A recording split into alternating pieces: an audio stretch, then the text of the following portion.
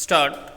कई साल पहले जब हमारे कार्यालय की शाखा में नए प्रबंधक आए तो उन्होंने कर्मचारियों की बैठक में सुझाव रखा कि क्यों न हम अपनी शाखा में एक जैसी पोशाक पहनकर आया करें। एक सुझाव यह आया कि पहले सप्ताह में एक दिन से शुरू किया जाए। यह दिन सोमवार रखा गया। सभी स्टाफ सदस्य आसमानी नीले रंग की कमीज और रॉयल ब्लू रंग की पैंट पहनकर आने लगे। पूरे शहर में इस बदलाव की चर्चा होने लगी, तो सभी को अच्छा लगने लगा। इसका यह असर हुआ कि स्टाफ सदस्यों के उत्साह में वृद्धि होने लगी। देश के कई संस्थानों में विशेष पोशाक पहनी जाती है, जो उनकी पहचान स्थापित करती है। स्वास्थ्य क्षेत्रों में नर्सों की एक जैसी वर्दी देखकर बहुत सहज और सौम्य लगता है। कई विदेशी विमान परिचारिकाओं की पोशाक से पता चल जाता है कि वे किस देश की हैं। अनेक क्षेत्रों में बड़े से बड़े पद पर नौकरी या व्यवसाय करने के बावजूद अनेक लोग अपनी मूल पहचान बनाए रखने के लिए पारंपरिक पोशाक पहनते हैं।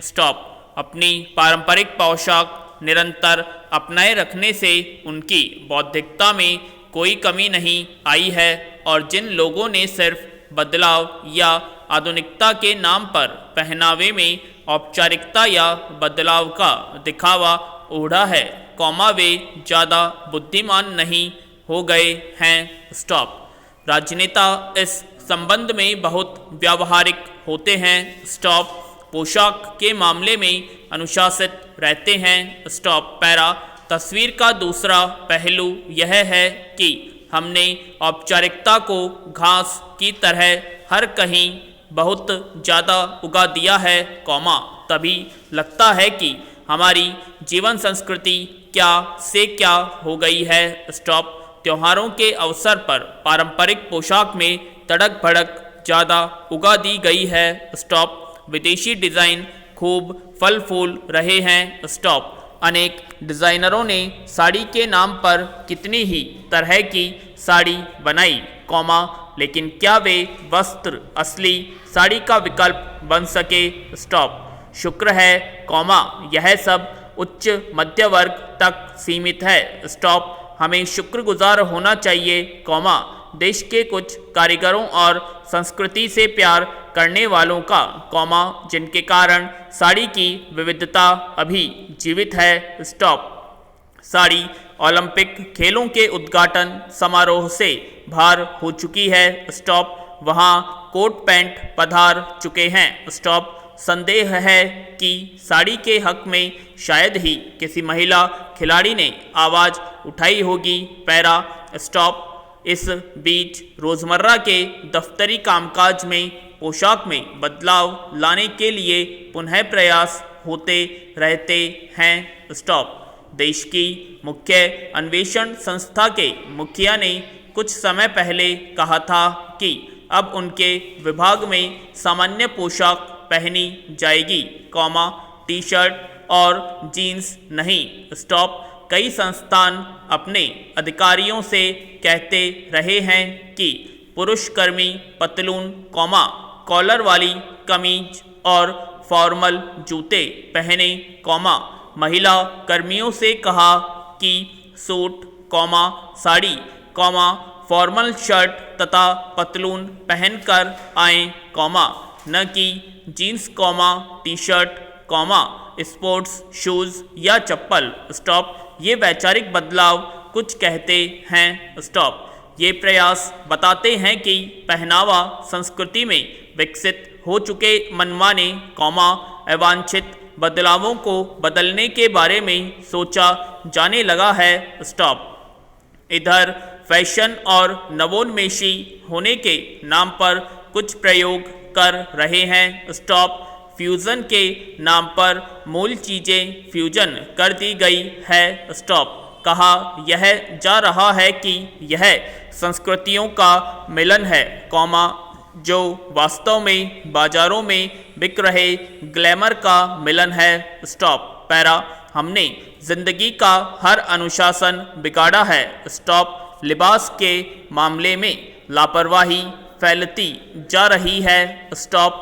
कहा तो जाता है कि जिन वस्त्रों में आरामदेह महसूस करें वही पहनने चाहिए, कॉमा, लेकिन वस्त्र ऐसे भी तो होने चाहिए, कॉमा, जो किसी दुविधा का कारण न बने, स्टॉप। व्यक्तिगत जीवन और सामाजिक जीवन के पहनावे में कुछ अंतर होना ही चाहिए, स्टॉप।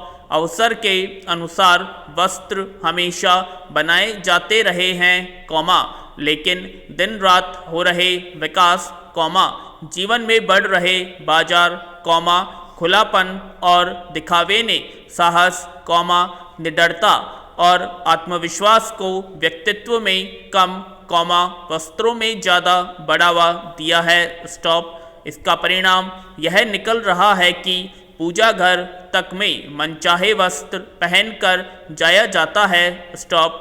जीन्स को सब जगह पहनने का वस्त्र बना दिया है, स्टॉप। पैरा, किसी भी दूसरी संस्कृति की चीज़ें अपनाना बुरा नहीं, कॉमा, लेकिन अपनी संस्कृति को बिसरना प्रशंसनीय नहीं है, स्टॉप।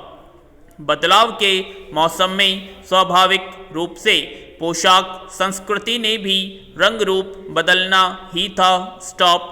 दरअसल, कॉमा, यह बदलाव कथित विकास के कारण बदल रही भौतिक सोच के कारण रहन सहन, कॉमा, खान पान, कॉमा, व्यवहार की वजह से आया है, स्टॉप। शिष्टता, कॉमा, सभ्यपन, कॉमा, नैतिकता जैसे जीवन मूल्य भी अब हमारे बाहरी परिधान हो गए हैं, स्टॉप। कबीर, कॉमा, रहीम, कॉमा, बापू हमारे जीवन की पोशाक में एक आवरण की तरह ही प्रयोग किए जा रहे हैं, स्टॉप।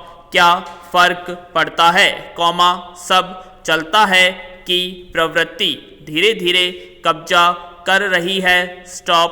पैरा, देश के विकास के लिए जवाहरलाल नेहरू ने मिश्रित अर्थव्यवस्था का मॉडल अपनाया था, स्टॉप।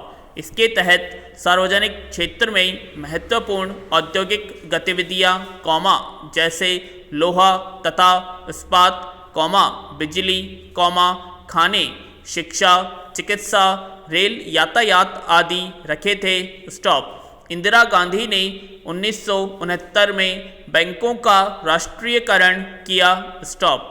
किसी देश के सार्वजनिक उपक्रम उस देश आर्थिक स्थिति का आधार होते हैं, स्टॉप। मगर नई आर्थिक नीति के तहत इन सरकारी उपक्रमों में निजी क्षेत्र तथा विदेशी क्षेत्र की भागीदारी को भी शामिल किया जाने लगा, स्टॉप।